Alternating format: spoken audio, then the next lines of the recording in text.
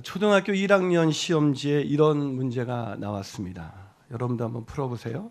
옆집 아주머니께서 맛있는 사과를 가져다 주셨습니다. 그때 뭐라고 대답해야 할까요? 답이 뭐죠? 한 아이가 대답을 자신 있게 이렇게 썼습니다. 뭐 이런 걸 다라고 이렇게 썼어요. 이 유머를 듣고 웃다가 문득 이런 생각이 들었습니다. 감사합니다라는 답을 써야 할 곳에 답을 쓰지 못하는 초등학생처럼 어쩌면 우리는 감사해야 할 때 감사합니다라고 말하지 못하는 그런 인생을 살고 있는 것은 아닐까. 지난주에 저는 한 자매를 만났습니다. 한때는 빈사의 백조를 연기하는 안나 파블로바처럼 위대한 프리마 발레리나가 되고 싶었던 자매였습니다. 중학교 1학년 때 현대무용을 전공한 선생님을 만나면서 발레리나가 되고 싶은 꿈을 꾸기 시작했는데 재능이 있었는지 졸업할 때쯤에 각종 대회를 휩쓰는 그런 유망주로 성장했습니다. 그런데 그런 어느 날 유학 준비를 하면서 발레 학원 강사로 있었는데 토요일 날 오후에 유리창을 닦으려고 창틀에 올라갔다가 고인 빗물에 미끄러져 그만 4층 아래로 떨어지고 말았습니다. 이후 그녀는 평생 하반신 불구라는 장애를 안고 살고 있습니다. 그날도 자매는 휠체어에 의지해서 저를 만났는데 표정이 너무나 밝은 거예요. 그래서 제가 이렇게 힘들지 않냐고 그렇게 물었더니 처음에는 장애인으로 살아간다는 것이 몸으로는 인정되면서도 마음으로는 도저히 받아들일 수가 없어서 하나님께 원망과 불평도 참 많이 했고 고쳐달라고 걷게 해달라고 그러면 하나님의 영광 위에서 살겠다고 그렇게 많이 기도했는데 이제는 감사하면서 살 수 있게 되었어요. 이렇게라고 말하더라고요. 그래서 제가 뭐가 제일 감사한데요. 그러자 그분이 대답하기를 예전 같으면 제가 발레를 통해서 저의 영광을 위해서 사용하려고 했었을 텐데 이젠 제 몸을 하나님의 영광을 위해서 사용할 수 있기 때문이죠. 그러면서 이런 고백을 했어요. 다치기 전에는 발레가 내 삶의 전부였지만 지금은 전부가 되신 하나님을 위해서 내 무용을 사용합니다. 이 자매가 누구인지 아십니까? 샬롬 발레 선교단을 이끌고 있는 김수미 단장입니다. 자매를 만나서 이야기하는 동안 자매 입에서 계속해서 나오는 단어가 있었습니다. 그것은 감사합니다라는 단어였어요. 어떤 질문을 던져도 참 하나님께 감사하는 일이죠 라는 말로 그 대답을 이렇게 시작하는 그런 자매의 모습을 보면서 얼마나 감동을 받았는지 모릅니다. 여러분, 오늘은 추수감사절입니다. 감사하십니까? 오늘 예배를 드릴 때 아침부터 이 터져나오는 감사, 하나님 너무 감사하다, 그런 터져나오는 감사하는 마음을 가지고 이 예배당을 향해서 오셨습니까? 오늘 본문은 하박국의 그 유명한 기도입니다. 단순한 기도가 아니라 이 기도 속에는 찬양과 감사와 기쁨이 가득 차 있습니다. 감사와 찬양과 경배를 또한 그 기쁨을 드릴 수밖에 없는 어떤 그런 특별한 일들이 있었던 것일까요? 아닙니다. 도저히 감사할 수 없는 상황에서 감사하고 있는 것입니다. 물론 처음에는 하박국도 하나님께 감사하기는커녕 원망과 불평을 쏟아냈던 사람이었습니다. 그도 그럴 수밖에 없었던 것이 악한 현실을 바꾸어 달라는 자신의 부르짖는 기도에 하나님이 아무런 응답이 없으시더니 오히려 악한 바벨론을 일으키셔서 하나님의 백성인 유다 민족을 심판하시겠다는 것입니다. 그러니 감사할 수가 없었겠죠. 그런데 놀랍게도 하박국이 오늘은 변화되어서 오늘 본문에서 이렇게 감사의 찬양과 기도를 드리고 있습니다. 그 본문이 17절부터 19절입니다. 한번 같이 읽어볼까요? 잘 아는 구절입니다. 시작. 비록 무화과 나무가 무성하지 포도나무에 열매가 없으며 감람나무에 소출이 없으며 밭에 먹을 것이 없으며 우리의 양이 없으며 외양간에 소가 없을지라도 나는 여호와로 말미암아 즐거워하며 나의 구원의 하나님으로 말미암아 기뻐하리로다. 주 여호와는 나의 힘이시라. 나의 발을 사슴과 같게 하사 나를 나의 높은 곳으로 다니게 하시리로다. 이 노래는 지휘하는 사람을 위하여 내 수금에 맞춘 것이니라. 놀랍지 않습니까? 아무것도 변한 것은 없었습니다. 아니, 이제 곧 유다가 망할 수밖에 없다는 충격적인 소리를 들은 상황이었습니다. 그런데 그런 상황 속에서도 너무나 감사해서 터져나오는 기쁨과 그 감격과 감사를 주체할 수가 없어서 지휘자를 위해서 맞춘 그런 노래를 지은 것입니다. 아니, 어떻게 그럴 수가 있었을까요? 그런 도저히 감사할 수 없는 상황이 아니겠습니까? 그런데 어떻게 감사할 수가 있었습니까? 그것은 바로 하나님 한 분 때문이었습니다. 저는 오늘 이 아침에 우리가 아무것도 가진 것이 없다 할지라도 하나님 한 분 때문에 감사하는 그런 놀라운 축복의 생애를 살아가게 되시기를 주님의 이름으로 축복합니다. 그렇다면 우리도 어떻게 하박국처럼 하나님 한 분만으로 감사하는 그런 인생을 살아갈 수가 있을까요? 이 첫 번째 비결은 하나님 한 분만 바라보기로 결정해야 합니다. 누구만 바라봐야 된다고요? 하나님 한 분만 바라보기로 결정해야 합니다. 제 와이프는 저만 바라보면 감사가 나온답니다. 거의 믿지 못하시다는 표정이신데, 하긴 생각해 보세요. 늘 제 와이프가 저를 바라볼 때마다 어떻게 저런 남자와 내가 결혼을 했을까, 뭐 이런 생각이 들지 않겠습니까? 계속해서 좀 속이 불편하시다는 표정인데, 제가 한 번은 그 엘리베이터를 타려고 딱 돌아서 출근했는데 문자가 띡하니 왔어요. 여보, 그거 아세요? 당신이 엘리베이터를 타려고 돌아서는 순간부터 당신이 보고 싶다는 것을 말이죠. 예. 짜증나죠. 여러분, 누군가를 사랑하는 사람을 바라보면 가난해도 감사할 수 있습니다. 아마 아멘이 안 나오시는 거 보니까 아마 그 인간 바라볼 때마다 짜증이 나시는 것 같아요. 마틴 로이드 존스는 그의 책 하박국 강해에서 이렇게 말합니다. 우리의 고통은 거의 모두 우리가 우리의 당면 문제를 하나님의 뜻에 따라서 해결하려고 하지 않고 그 문제에 집착함으로써 생겨나는 것이다. 무슨 말입니까? 고통은 하나님을 바라보지 않고 문제를 바라볼 때 생긴다는 것입니다. 다시 말해서 문제만을 바라보는 우리의 시선이 하나님께 고정되지 않는 한 우리의 고통은 사라지지 않는다는 것이죠. 하박국도 그랬습니다. 하박국, 자꾸 하박국 그러니까 옛날 생각나는데, 제가 추수감사절에 하박국 설교를 하자고 하박국 찾자고 하니까 한 할머니가 호박국이요 뭐 이러시더라고요. 여러분, 이 하박국도 처음에는 원망과 불평에서 헤어나오지 못했습니다. 자신의 민족이 당한 문제만을 바라보고 있었기 때문이죠.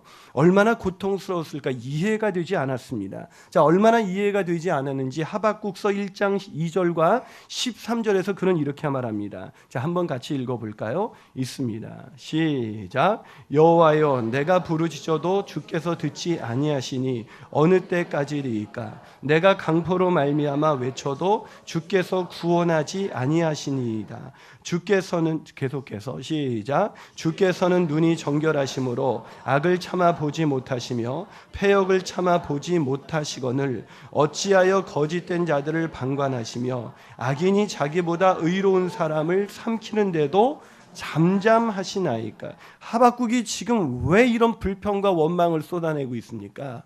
그것은 문제에 집착하고 있기 때문입니다. 문제 위에 계신 하나님이 아니라 문제만을 바라보고 있는 것입니다. 왜 이런 문제가 일어납니까? 문제만을 바라보니까 자꾸 문제만 묵상이 되는 거예요. 왜 이런 문제가 일어납니까? 왜 악을 허용하셔서 이런 악한 사람을 들어서, 즉 바벨론을 들어서 유다 민족, 하나님의 백성인 유다 민족을 심판할 수가 있는 것입니까?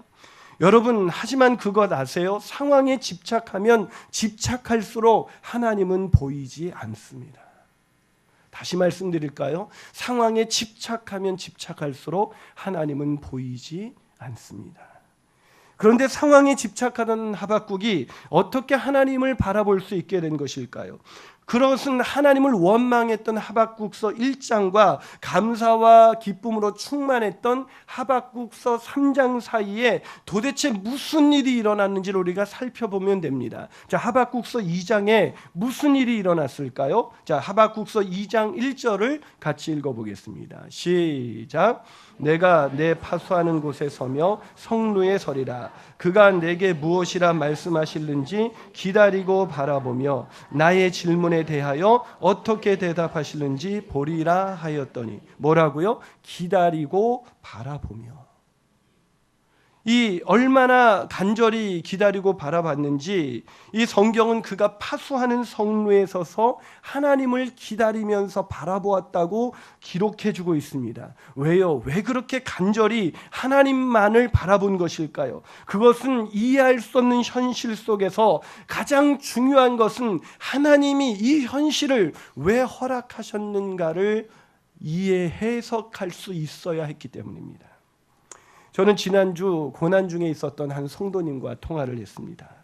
너무 견디기 힘든 순간이 계속해서 지속되는, 그분을 위해서 새벽에 기도하다가 오늘 아침에는 이분과 통화를 해야겠다 그렇게 생각하고 위로하고 격려할 목적으로 그분께 전화를 드렸습니다. 집사님 참 많이 힘드시죠? 그러자 그분께서 이렇게 대답하셨습니다. 그저 하나님만 바라봅니다. 이해할 수 없는 현실 앞에서 지난 40일간 작정하면서 기도의 자리에 나가는 그분의 모습, 그것은 성루에서 하나님만 바라보는 하박국의 모습이었습니다. 사랑하는 여러분, 이해할 수 없는 환난과 고통 중에 계십니까? 계속되는 기도에도 불구하고 오히려 악한 자들이 형통케 되는 사실을 목도하면서 너무나 힘겨운 싸움을 싸우고 계십니까? 아니, 믿음을 가지고 산다는 것이 아무런 의미 없는 것처럼 그렇게 느껴지지는 않으십니까? 그래서 하나님만 이제 바라본다는 것, 그것이 나를 너무 지치게 하고 있지는 않습니까? 하지만 저는 하나님을 바라보게였기 때문에 지쳤다고 생각하지 않습니다. 사람들이 지치는 것은 하나님만 바라보았기 때문에 지치는 것이 아니라 하나님만 바라보는데 실패했기 때문에 지치는 것입니다. 우리가 지친 것, 그것은 오히려 하나님만 바라보지 못하고 하나님도 바라보고 상황도 바라보기 때문입니다. 하나님만 바라보십시오. 언제나 우리를 위해서 최선의 길로 인도하시는 하나님, 우리를 위해서 자신의 생명을 십자가에 내어주신 그 하나님을 바라보십시오. 그렇다면 우리도 하박국처럼 그분으로 인한 감사와 기쁨이 회복되게 될 줄로 믿습니다. 한 발 더 나가서 우리가 어떻게 하나님 한 분만으로 감사하는 인생 살아갈 수가 있을까요? 그 두 번째 비결은 하나님만을 경외하는 삶을 살아야 합니다. 누구만을 경외해야 한다고요? 하나님만을 경외해야 합니다. 여러분, 경외함이라는 단어가 없이 감사라는 단어를 사용할 수가 있을까요? 생각해 보세요. 부모를 공경하지 않는 아이가 부모에게 감사해요, 부모님, 이렇게 말할 수 있을까요? 다행히도 우리 아이들은 그 부모님이나 이 조부모님을 이렇게 공경하는 아이들로 자라나가고 있는 것 같습니다. 물론 여러분은 저와 견해가 다를 수도 있겠지만, 한 번은 어린이날 제 둘째 딸 세진이가 지금은 5학년인데 이 아이가 3학년 때였던 걸로 기억합니다. 저희 어머니께서 돈 10,000원을 주셨습니다. 그러자 세진이가 할머니 왜 저에게 돈을 주세요? 라고 묻더랍니다. 그래서 저희 어머니께서 어린이날인데 선물을 못 사줘서 그래서 선물 사라고 준 거야. 그랬더니 세진이가 이렇게 대답하더랍니다. 할머니, 그럼 1,000원만 주시면 되지. 할머니 쓰실 곳도 많으실 텐데 웬 10,000원이나 주세요. 참 누이 딸인지. 참 공경함이 있으면 10,000원만 받아도 감사가 넘칩니다. 하지만 공경함이 없다면 아무리 많은 것을 받아도 감사하지 않습니다. 우리가 하나님께 감사할 수 없는 것, 어쩌면 하나님을 공경하지 않기 때문은 아닐까요? 하박국이 어떻게 감사하게 되었습니까? 무화과와 포도나무 열매가 가득했습니까? 감람나무에 소출이 생기고 밭에 먹을 것이 가득했습니까? 우리의 양이 가득하고 소떼가 날마다 늘어났습니까? 아니요, 아무것도 없었습니다. 아니, 오히려 하나님의 말씀대로 심판만이 그의 앞에, 그의 목전 앞에 놓여 있었습니다. 그런데 어떻게 감사할 수가 있었던 것일까요? 어떻게 그런 상황 속에서도 자신의 민족이 멸망당해서 이제 아무것도 없는, 그야말로 빈털터리가 된 그 상황 속에서 어떻게 감사할 수가 있었을까요? 그것은 그는 하나님만 경외하는 사람이었기 때문입니다. 성로에서 하나님만 바라보면서 기도하다가 문득 하나님이 들려주신 말씀을 듣고 깨닫게 됐습니다. 결국 바벨론도 심판의 도구로 쓰임받았던 바벨론도 내가 다 심판할 것이다. 너의 죄악이 편만하지 않느냐. 나의 할 일에 네가 어떻게 토를 달 수가 있느냐. 나는 거룩하신 하나님, 나는 전능하신 하나님이다 라는 말씀을 듣는 순간 자기의 죄가 깨달아졌습니다. 바벨론이나 이스라엘 백성이나 별반 달라서 그들이 선민이 된 것이 아니었습니다. 그들이 달라서 하나님의 백성이 된 것이 아니었습니다. 똑같은 죄인이었습니다. 아니, 죄가 더 많은 민족이었습니다. 그러나 하나님의 은혜로 선택된 것이었습니다. 마찬가지잖아요. 마땅히 죽어 멸망당할 우리를 선택하신 그 하나님의 은혜가 깨달아지는 순간 두려워지기 시작했습니다. 의인의식을 가지고 막 하나님께 따지면서 내 부르짖는 기도에 어떻게 응답하지 않을 수 있습니까? 라고 따지던 이 사람이 순간 하나님이 두려워지기 시작했습니다. 그 거룩하신 하나님 앞에서 알량한 의인의식을 가지고 자신을 속히 구원하지 않는다고 원망과 불평을 쏟아낸 것이 하나님 앞에 얼마나 무례했던 행동이었는지를 깨닫게 된 것입니다. 그래서 그는 이렇게 기도하게 된 것입니다. 오늘 3장 하박국 3장 1절과 2절, 자, 그 하나님을 바라보고 하나님을 경외하게 된 이 하박국이 뭐라고 기도합니까? 한번 같이 읽어보겠습니다. 자, 시작. 시기 온옷에 맞춘 선지자 하박국의 기도라. 여호와여, 내가 주께 대한 소문을 듣고 놀랐나이다. 여호와여, 주는 주의 일을 이 수년 내에 부응하게 하옵소서. 이 수년 내에 나타내시옵소서. 진노 중에라도 긍휼을 잊지 마옵소서. 진노 중이라도. 마땅히 멸망당할 것은 바벨론뿐만 아니라 우리도 마땅히 멸망당해야 될 것 이제 알았습니다. 그러나 하나님, 진노 중이라도 긍휼을 잊지 말아 주십시오. 이런 하박국의 변화를 단 한 단어로 표현 단어가 그 소문을 듣고 놀랐나이다라는 표현입니다. 여기서 이 놀랐다라는 것은 그냥 하나님의 음성에 예상치 못했던 일들이 일어나서 깜짝 놀랐다 이런 뜻이 아닙니다. 여기서 놀라다 이 단어는 원형이 야레티라는 단어인데 그 단어의 원형 야레는 기본적으로 두려워하다, 경외하다라는 뜻입니다. 즉 본문에서 놀랐다는 것은 예상치 못했던 심판이 와서 놀랐다는 것이 아니라 하나님을 경외하게 되었다는 것입니다. 사랑하는 여러분, 왜 우리가 이 감사절에도 하나님께 감사가 터져나오는 감사가 왜 우리의 마음에 가득 차 있지 않는 것일까요? 왜 우리의 마음 가운데는 약간의 섭섭함이, 왜 하나님께서 내 기도에 응답해 주시지 아니하시는가, 이런 원망이 왜 우리의 밑바닥 저변에 깔려서 하나님께 감사할 수 없게 만드는 것일까요? 그것은 그 전능하신 하나님 앞에서 그분을 두려워할 줄 모르고 그저 오만하게 하나님 어떻게 그럴 수 있습니까? 라고 따지며 나가기 때문입니다. 하나님을 경외하지 않는 자 감사할 수 없는 것입니다. 오직 하나님께 경외하는 사람만이 내 것이 아무것이 없어도 하나님 감사합니다. 1,000원만 주셔도 감사합니다 라고 고백할 수 있는 거예요. 그래서 하나님께서는 하박국 2장 4절에서 하박국에게 이렇게 말합니다. 의인은 그의 믿음으로 말미암아 살리라. 오직 의인은 그의 믿음으로 말미암아 살리라. 그렇습니다. 하나님의 백성은 믿음, 아무리 힘들고 이해할 수 없는 이 현실 속에서도 하나님을 경외하기에 하나님이 주신 이 모든 것이 내 인생의 최선이라는 것을 믿는 그 믿음으로 살기에 무화과 나무 잎이 마르고 외양간에 소가 없어도 밭에 식물이 없어도 감사할 수 있는 그런 놀라운 인생 살아갈 수가 있는 것입니다. 하나님을 경외하십시오. 그리고 감사를 회복하십시오. 그런 축복의 추수감사절이 되시기를 주님의 이름으로 축복합니다. 마지막으로 우리가 어떻게 하나님 한 분만으로 인해서 감사하는 인생 살아갈 수가 있을까요? 그 세 번째는 하나님만 즐거워해야 합니다.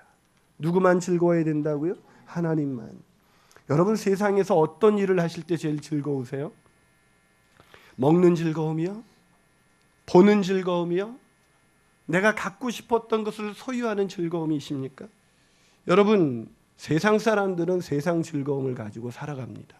여러분 무엇이 즐거우세요? 저는 세상의 즐거움을 다 누려보지는 못했지만 세상 즐거움이 아무리 즐겁다 할지라도 이 즐거움만 못하다는 것을 저는 확신합니다. 그 즐거움은 바로 하나님으로 인한 즐거움이죠. 그 기쁨을 혹시 여러분 누려보셨어요? 하나님 한 분만 생각하면 입가에 미소가 지어지는 그 기쁨. 아마 누려보지 못하신 표정인데 뭐니 해도 뭐니를 얻는 것이 가장 큰 즐거움이다. 뭐 이런 생각하시는 것 같아요. 여러분 기쁨은 저마다 다릅니다. 물론 이 기쁨이 공통적일 수도 있지만 이 기쁨이 무엇입니까? 이 국어 사전을 찾아보니까 기쁨이란 욕구가 충족되었을 때의 즐거운 마음이나 느낌이라고 정의되어 있습니다. 다시 말해서 욕구가 다르듯이 사람의 기쁨도 다르다는 것입니다. 누가 저에게 영양크림이나 이런 화장품을 사주면 저는 굉장히 기쁘지 않습니다. 막 화가 나요. 왜냐하면 제 피부 뭐 어떻게 더 관리할 수가 있겠습니까? 한 번은 제가 청소년 사역을 할 때 한 아이가 제 피부를 보더니 목사님 진짜 피부가 우유빛 같아요 그러더라고요. 그래서 야 너 그거 어떻게 알았니? 그랬더니 초코 우유요 이러더라고요. 그래서 좀 짜증이 나왔긴 했지만 여러분 사람의 모든 기쁨이 다 동일할 것 같지만 그렇지가 않습니다. 왜냐하면 사람들의 공통된 욕구도 있지만 사람들마다 다른 욕구를 갖고 있기 때문이죠. 그렇다면 하나님으로 인한 기쁨, 그 기쁨으로 인해서 터져 나오는 감사를 회복하려는 우리에게 가장 중요한 질문이 무엇입니까? 그것은 내 인생의 가장 큰 기쁨은 무엇인가? 내 인생의 가장 큰 욕구는 무엇인가? 질문을 바꿔볼까요? 내 인생의 가장 큰 욕구는 무엇인가? 그 욕구가 하나님이라고 대답할 수 없다면 우리는 절대로 하나님 한 분만으로 인한 감사, 오늘 하박국이 드리는 이 차원 높은 감사와 기쁨을 누릴 수가 없습니다. 그런데 안타깝게도 기쁨의 신학자라고 불리는 존 파이퍼는 하나님을 기뻐할 수 없을 때라는 책에서 우리에게 이렇게 말합니다. 본능적으로 우리는 하나님 자신보다 그분의 선물을 더 기뻐한다. 본능적으로 우리는 하나님 자신보다 그분의 선물을 더 기뻐한다. 처음에는 이 말이 제대로 동의가 되지 않았어요. 저도 하나님을 더 기뻐하는 줄 알았거든요. 그런데 이 말이 생각하면 생각할수록 내 마음의 상태를 정확하게 표현해 주는 단어였습니다. 하나님보다 하나님이 주시는 선물, 그것이 더 나를 기쁘게 하는 거예요. 그게 어떻게 알았냐고요? 내가 하나님께 기도했을 때 그 기도가 응답되지 않으면 실망하는 거예요. 왜요? 하나님보다 하나님이 주시는 응답, 하나님이 주시는 선물, 그것이 나를 더 기쁘게 하니까 하나님 만났어도 하나님이 주시는 그 선물 나에게 주지 아니하시면 실망하는 거예요.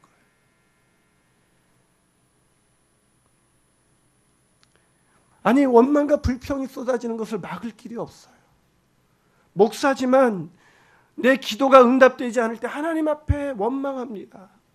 어떻게 이럴 수가 있습니까? 어떻게 나에게 이런 고난을 줄 수 있습니까? 제가 왜 그렇게 초라한 인생을 살고 있는 것일까요? 그것은 하나님보다 하나님이 주는 선물을 더 기뻐하기 때문입니다. 사랑하는 여러분, 우리 인생의 최고의 욕구가 하나님이기를 축복합니다. 오직 주님만을 원합니다. 주님만을 더 원합니다. 그 찬양의 가사처럼 오직 주님만을 원하는 인생. 그래서 주님 한 분만으로 우리의 마음이 너무나 가득 차서 다른 것은 눈도 돌리지 않는 그런 놀라운 인생 살았으면 좋겠습니다.